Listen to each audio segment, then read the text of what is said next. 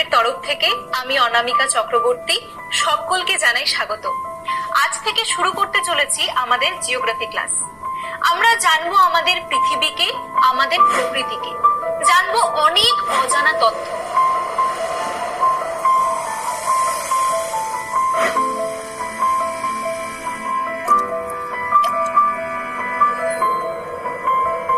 থাকবে পৃথিবীর ভূমিরূপ এবং বায়ুমণ্ডল থেকে শুরু করে মহাকাশে থাকা স্যাটেলাইট। নতুন করে দেখব আমাদের জন্মভূমি ভারতকে, জানবো মানুষের জনজীবন সম্পর্কিত কিছু অভিনব জিনিস।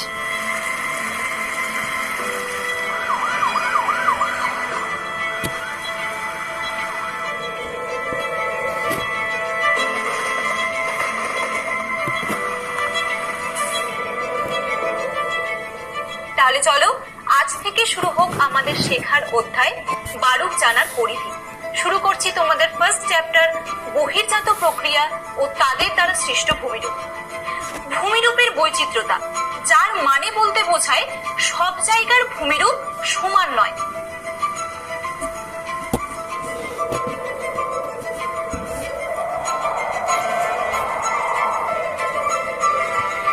কারণ তোমরাই বলো, আমরা কলকাতায় দাঁড়িয়ে যদি মনে করি পাহাড়ে ঘুরবো, তা কি সম্ভব? পাহাড় দেখতে চাইলে আমাদের হয় পুরুলিয়া যেতে হবে, তবে অযোধ্যা পাহাড় দেখতে পাবো, আর নয়তো সোজা নর্থ বেঙ্গল গেলে আমরা দেখতে পাবো পাহাড়ের রানী দার্জিলিং।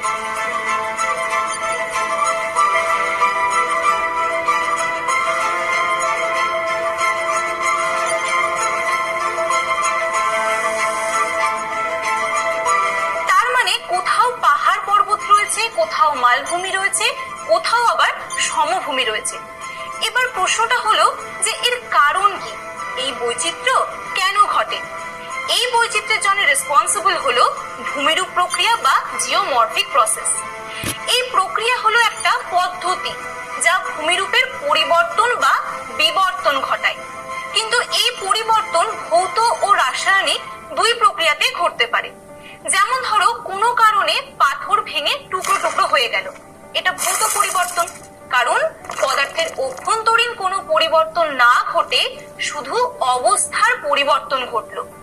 অন্যদিকে কোনো শিলা ধরো জলের সংস্পর্শে এসে গলে গেল, এটা রাসায়নিক পরিবর্তন। এইভাবে ভূমিরূপের অর্থাৎ ভূমির আকৃতির পরিবর্তন ঘটে। এবার আমাদের দেখতে হবে যে এই যে ভূমিরূপ প্রক্রিয়া তা কত ধরনের, অর্থাৎ ভূমিরূপ প্রক্রিয়ার শ্রেণী বিভাগ। ভূমিরূপ প্রক্রিয়াকে আমরা দুটো ভাগে ভাগ করতে পারি, একটা হলো অন্তর্জাত প্রক্রিয়া আর অন্যটা হলো বহির্জাত প্রক্রিয়া। এই দুই প্রক্রিয়ার ডেসক্রিপশনে যাওয়ার আগে তোমাদের একটা ছোট্ট এক্সাম্পল দিই, তাহলে বুঝতে অনেকটাই সুবিধা হবে।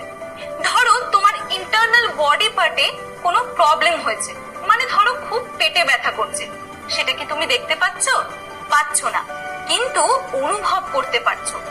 অন্তর্জাত প্রক্রিয়া ঠিক এই রকম, মানে এই প্রক্রিয়া হলো ভেতরের প্রক্রিয়া, অর্থাৎ যে প্রক্রিয়া পৃথিবীর অভ্যন্তর ভাগে ঘটছে, যা আমরা অনুভব করতে পারছি কিন্তু দেখতে পাচ্ছি না। এক্ষেত্রে কি হয়, পৃথিবীর অভ্যন্তর ভাগ আমরা জানি বিভিন্ন ধরনের অর্ধতরল পদার্থ নিয়ে গঠিত।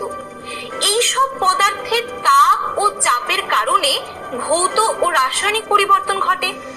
এর ফলে ভূ অভ্যন্তর থেকে এক অন্তর্জাত শক্তির সৃষ্টি হয়, যা হঠাৎ বা ধীর গতিতে ভূত্বকের পরিবর্তন ঘটায়।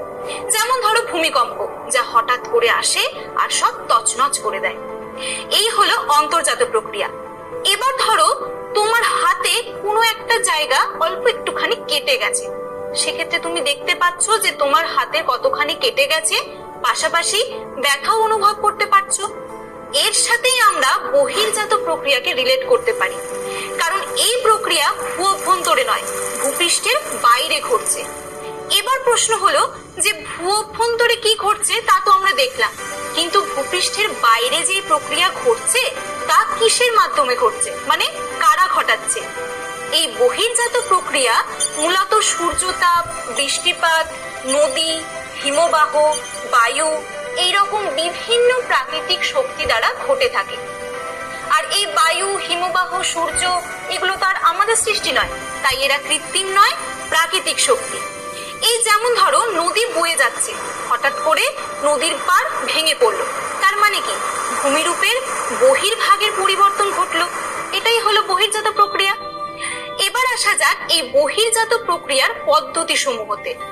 আমরা প্রথমেই দেখলাম যে পৃথিবীর কোথাও মালভূমি, কোথাও সমভূমি, আবার কোথাও পাহাড় পর্বত।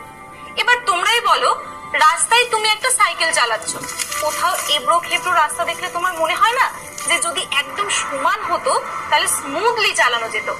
তোমাদের মতো পৃথিবীও ঠিক অনবরত চেষ্টা করে চলেছে যে এই পাহাড় পর্বত মালভূমি সমভূমিকে কি করে একেবারে সমান করে দেওয়া যায়, অর্থাৎ এই সারফেস ইররেগুলারিটিস মানে উঁচু নিচু অবস্থাকে কি করে একটা কমন লেভেল বা সাধারণ তলে নিয়ে আসা যায়। এবার কমন লেভেলে তো নিয়ে আসতে চাইছে, কিন্তু কার মাধ্যমে আনবে? সেই যে ইরোশনাল এবং ডিপোজিশনাল এজেন্ট মানে ক্ষয় ও সঞ্চয় কার্যের মাধ্যম, যেমন নদী, হিমবাহ, বায়ু, এইগুলো তাদের মাধ্যমে একটা সাধারণ তল গঠন করতে চাইছে। এই সাধারণ তল সম্পর্কে একটা কথা অবশ্যই মনে রাখবে, যেখানে সাধারণ তল বলতে কিন্তু ক্ষয়ের শেষ সীমা অর্থাৎ বেস লেভেল অফ ইরোশন মানে যে সীমার পর আর ক্ষয় করা সম্ভব না সেই সীমাকে ধরা হয়। আর এই পুরো ঘটনা অর্থাৎ পৃথিবীর এই কমন লেভেলে নিয়ে আসার যে একটা টেন্ডেন্সি, তাকে বলা হয় গ্রেডেশন বা পর্যায়ন। তাহলে আমাদের অন্তর্জাত এবং বহির্জাত প্রক্রিয়া কনসেপ্ট একদম ক্লিয়ার। এবার চলো আমরা জেনে নিই এই পর্যায়ন বা গ্রেডেশনকে কত ভাগে ভাগ করা হয়। পর্যায়নকে আমরা 3টে ভাগে ভাগ করে থাকি। নাম্বার 1 হলো অবরোহণ বা ডিগ্রেডেশন। ধরো তুমি একটা টুলের ওপর দাঁড়িয়ে রয়েছো, তোমাকে ন্যাচারালি অনেক লম্বা দেখাবে।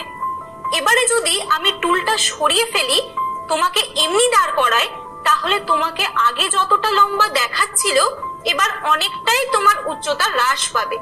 ঠিক একইভাবে একটা উঁচু ভূমিরূপ যদি দীর্ঘদিন ধরে ক্ষয় হতে থাকে তাহলে তার উচ্চতা হ্রাস পাবে। এই অবরোহণ প্রক্রিয়ায় ঠিক এই ঘটনাটাই ঘটে। এক্ষেত্রে কি হয়, ভূপৃষ্ঠের যে উঁচু স্থানগুলো রয়েছে সেগুলো ক্ষয়ের মাধ্যমে নিচু হয়ে যায়। ধরো একটা ঢিবি, তার উপর দিয়ে দীর্ঘদিন ধরে একটা নদী প্রবাহিত হওয়ার ফলে সেটা ক্ষয় হবে, ফলে তার উচ্চতাও হ্রাস পাবে। এই যে ক্ষয়ের ফলে উচ্চতা হ্রাস পেলেও একেই আমরা অবরোহণ প্রক্রিয়া বলবো। নাম্বার 2 হলো আরোহণ বা অ্যাগ্রেডেশন। এই প্রক্রিয়া অবরোহণ প্রক্রিয়া ঠিক উল্টো, মানে এক্ষেত্রে উচ্চতা হ্রাস পায় না, বৃদ্ধি পায়। এই যেমন ধরো তোমার খুব ইচ্ছে হয়েছে যে আমি একটা গোলাপ গাছ লাগাবো, তো তুমি একটা টব নিলে, এবার তাতে তো মাটি ভরতে হবে। মাটি ভরার সাথে সাথে দেখো টবের ভেতরের অংশটা আগে যতখানি নিচু ছিল তা মাটি ভরার পর উঁচু হয়ে সমান হয়ে গেল। এভাবেই যদি কোনো একটা নিচু স্থানে অবরোহণ প্রক্রিয়ায় ক্ষয়ে যাওয়া পদার্থগুলো এসে সঞ্চিত হয় তাহলে ওই জায়গাটা ভরাট হবে। এই যে ক্ষয়িত পদার্থগুলো এসে সঞ্চিত হলো, এই পদ্ধতিকেই বলা হচ্ছে আরোহণ প্রক্রিয়া। উদাহরণস্বরূপ আমরা যখন নদী সম্পর্কে ইলাবোরেটলি ডিসকাস করব, তখন দেখবে যে নদীর নিম্ন প্রবাহে আরোহণ প্রক্রিয়ার ফলে বালুচর, বদ্বীপ এরকম নানান ভূমিরূপ তৈরি হয়। পর্যায়নের 3 নম্বর ভাগ হলো জৈবিক পর্যায়ন বা বায়োলজিক্যাল প্রসেস। নামটা শুনেই বুঝতে পারছি যে জৈবিক মানে এখানে জীব জড়িত রয়েছে। আমরা সকলেই জানি যে উদ্ভিদ বা প্রাণীর মৃতদেহ পচে হিউমাস তৈরি হয়, আর এই হিউমাস মাটি তৈরি করে। ফলে একটা জায়গায় মাটি তৈরি হলে সেই জায়গাটা আরো একটু ভরাট হলো। অন্যদিকে ধরো একটা গাছ তার শেকড় দিয়ে একটা শিলাকে চূর্ণ বিচূর্ণ করে ফেলল, তাহলে কি হবে?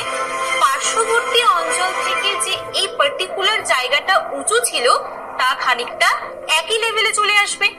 এইভাবে জীব দ্বারা যে পর্যায়ন ঘটছে তাকে বলা হয় বায়োলজিক্যাল প্রসেস।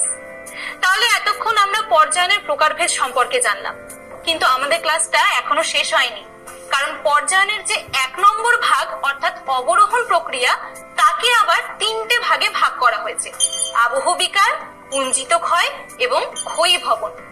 এই 3টে প্রক্রিয়াকেই আমরা খুব সহজে একটা ছোট্ট উদাহরণের মাধ্যমে বুঝে ফেলতে পারবো। দেখো, আবহ বিকারে শিলা চূর্ণ বিচূর্ণ হয়, হতে পারে সেটা যান্ত্রিক পদ্ধতিতে পেঁয়াজের খোসার মতো পাথরের ওপরের অংশ খসে পড়লো, আবার হতে পারে যে কোনো পশু আঁচড় কেটে শিলা ভেঙে ফেললো, আবার রাসায়নিক বিক্রিয়াতেও ঘটতে পারে, কিন্তু চূর্ণ বিচূর্ণ হয়ে শিলা সেখানেই পড়ে থাকবে, which is very important.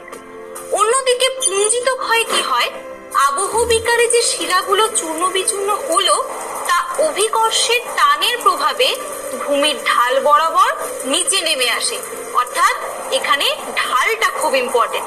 ওই ঠিক যেমন আমরা পাহাড়ি অঞ্চলে প্রায় ভূমিধস বা ল্যান্ডস্লাইড দেখি। লাস্টলি ক্ষয়ী ভবনের ক্ষেত্রে কোন স্থানের চূর্ণ বিচূর্ণ শিলা যা আবহ বিকারের ফলে ক্ষয় হয়েছিল সেগুলো পরিবহনের বিভিন্ন মাধ্যম দ্বারা অন্যত্র পরিবাহিত হয়।